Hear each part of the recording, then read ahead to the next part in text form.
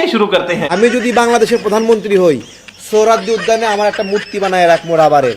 মানুষ ইচ্ছা মতো যায় জুতা পেটা করবে, গোবর মারবে, কাদা মারবে, সবকিছু মারবে। না এবার ঠিক আছে আমতারিক, একবার বরাবর কথা কইছস। তোর একটা মূর্তি সোহরাওয়ার্দী উদ্যানে বানায় আর দররা যাতে মাইজা তোরে প্রতিদিন আয় পিডাই তারে, এটা মানুষের খোয়াইশ। তোরে তো বাস্তবে হয় না, এলে একটা মূর্তি তোর বানানি দরকার, যাতে মানুষের তোর মূর্তি থুতু মারতে সেপ মারতে পারে।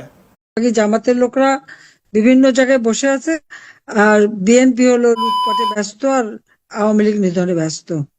আওয়ামী লীগ থাকলে বিএনপির অস্তিত্ব থাকবে, আওয়ামী লীগ না থাকলে বিএনপির অস্তিত্ব থাকবে না। এটা বিএনপির বোঝা উচিত। কি কোন কিরে জামাতের আমির মনে হয়। কিরে ভাই, এটা তো জামাতের আমির না, এটা আমাদের সালাউদ্দিন সাহেব।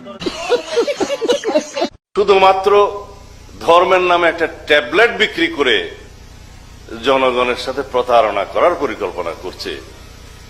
তাদেরকে জনগণ ইতিমধ্যে চিনেছে, তাদের মুখোশ উন্মোচিত হয়েছে।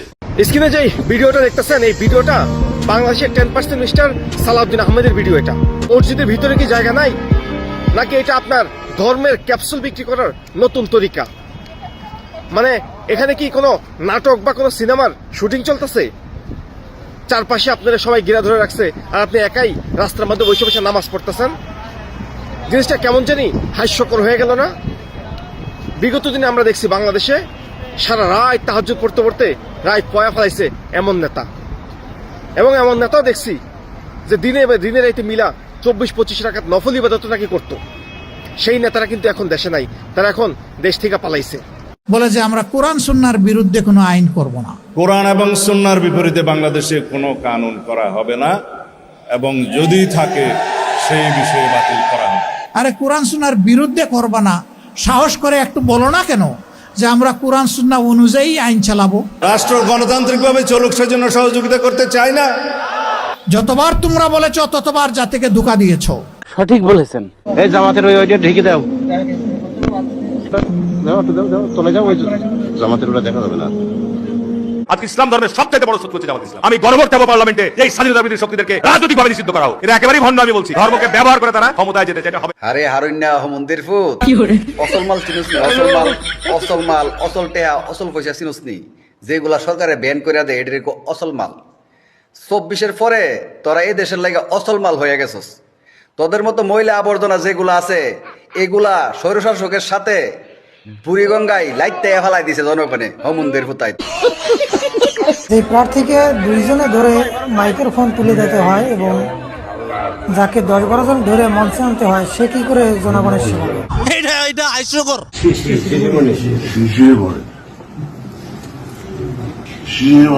আপনারা যেভাবে দেখতেছেন, একটা কথা হলো যে সে এক নম্বর রাজাকারের ছেলে। তিনি একজন বর্ষিয়ান ব্যক্তি, তার নমিনেশনের পরে আমি অভিনন্দন জানিয়েছি। কোন রাজনৈতিক দল আপনাকে কোনো প্ল্যান দিতে পারে না, দেশের মানুষকে কোনো প্ল্যান দিতে পারে না, পরিকল্পনা দিতে পারে না যে দেশকে আমরা কিভাবে সামনের দিকে এগিয়ে নিয়ে যাব। একমাত্র বিএনপি আপনার দল দিয়েছে। কাজেই এখন আপনার বসে থাকার সময় নেই। আমরা আমাদের প্ল্যানিংকে বাস্তবায়ন করতে চাই।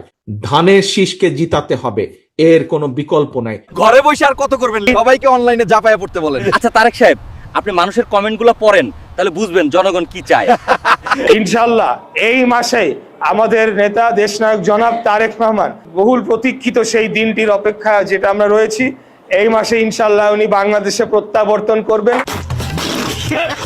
আমরা দুর্নীতিগ্রস্তকে নির্বাচিত করব, আমরা সন্ত্রাসীকে নির্বাচিত করব, আমরা চাঁদাবাজকে নির্বাচিত করব। তাহলে আমরা কেমন করে প্রত্যাশা করবো দেশে সুশাসন আসবে? বাত তো সেই। যমুনা টিভিতে একটা টক শো হয়, দাঁড়ে দাঁড়ে, বসে বসে না, দাঁড়ে দাঁড়ে। সব জায়গায় বসে বসে টক শো হয়, উটি দাঁড়ে দাঁড়ে হয়। খেয়াল করে দেখেন, উইকল আগে বসেই টক শো করেছিল এডিটর সাহেব। আগের একটা টক শো দেখান না, ঢাকার কসাই আসাদুজ্জামান খান কামালের সাথে টক শো, এটা দেখান। আপনি কখনো নিজে আইন ভঙ্গ করার কোনো শাস্তি পেয়েছিলেন কখনো? আমার মনে হয় না। স্কুলে আপনার পাশের বন্ধুর সাথে কথা বলার জন্য 2-4 বার ডিটেনশন খেয়েছি, কিন্তু এরপরে আইন ভঙ্গ করেছি এরকম। খুশি তরুণ কিন্তু আজকে স্বরাষ্ট্র মন্ত্রণালয়ের মতো এত গুরুত্বপূর্ণ একটি মন্ত্রণালয়ের পরপর 2 বার পূর্ণাঙ্গ দায়িত্ব পালন করছেন। এখন এই কঠিন কাজটা কি করে করছেন? আসলে কি ফর্মুলা, যদি বলি ফর্মুলা বললে আমার জন্য শব্দটা সহজ হয়, কি আসলে ফর্মুলা অ্যাপ্লাই করেন বা কেন আপনার এই সফলতার পিছনে আসলে কি কারণ? ওই বসে থেকে বুঝিছে যে বসলে পাত বেশি হয়, দাঁড়াইলে পাত কম হয়। এটা কথা কি জানো বন্ডি, দাঁড়ে পেদলে না শব্দ বেশি হবে, কারণ বেরোর পথ তো টাইট থাকে।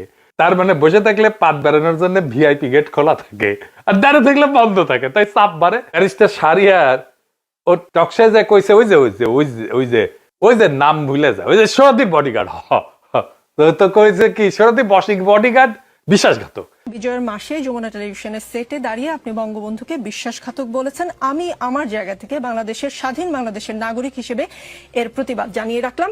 আর নিকল কাইন্ডে কাইটে শেষে আমাগুড়ি দিয়া কাটে, মানে এটা প্রজন্মের কেমনে ব্রেন ওয়াশ করেছে আমলিক। শর্ট বডিগার্ড যে বিশ্বাসঘাতক এটা অঙ্ক হিসাব প্রমাণ করে দেওয়া যাবে। যারা বিনা কষ্টে জান্নাতে যেতে চাচ্ছেন সেটার বাস স্টেশন কোথায় একটু আগে জেনে নেবেন। শহীদ রাষ্ট্রপতি জিয়াউর রহমানের নাম নিলে প্রতিদিন ব্যস্ত নিশ্চিত আমি বিশ্বাস করি। বেগম খালেদা জিয়া যার নাম উচ্চারণ করলে মুখটা পবিত্র হয়ে যায়। জিয়াউর রহমানের হাতে গড়া দল তারের শীষে ভোট দিলে আপনারা অবশ্যই জান্নাতুল ফেরদৌস আশা করতে পারেন কিনা ভাইরা? আমরা ধানের শীষে ভোট দিলে আমরা জান্নাত পাবো, এটা আমরা বলতে পারি। আপনাদের জান্নাতের টিকিট বিক্রির প্রসঙ্গেই তারেক রহমান সাহেব সম্ভবত কথাগুলো বলেছেন। আপনাদের টিকিট বিক্রি প্রজেক্ট কি চালু আছে না বন্ধ এখন? আসলে টিকিট কিনছেন কিনা আপনারা কেউ? আমরা তো বিক্রি করলে কাস্টমার হিসেবে আপনাদের তো কারো কেনার কথা, পেয়েছেন কিনা বা আপনার কাছে বিক্রি হয়েছে কিনা? যদি হয়তো তাহলে হয়তো বলতে পারতেন।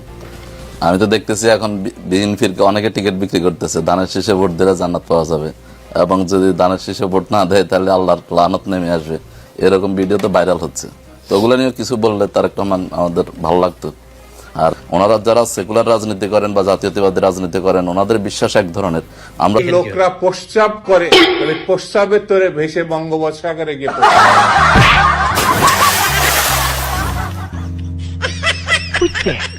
পেছাব করে দেশটারে ভাসাই দিল।